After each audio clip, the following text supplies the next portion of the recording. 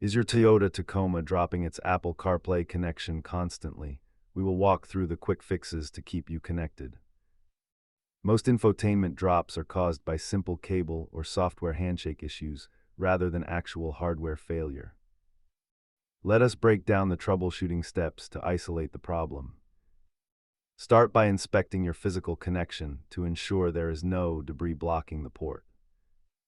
If the physical connection is solid, reset the pairing between your iPhone and the Tacoma head unit.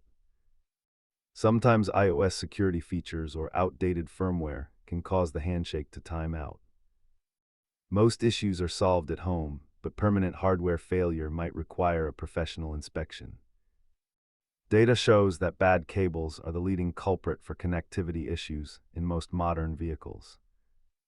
A forced reboot of the infotainment system often clears out minor cache errors causing your disconnects.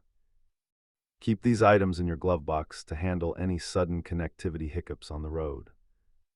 Remember, a cable can look perfect on the outside while having broken internal shielding. If these steps did not solve your issue, check your Toyota dealer for a head unit firmware update. Thanks for watching.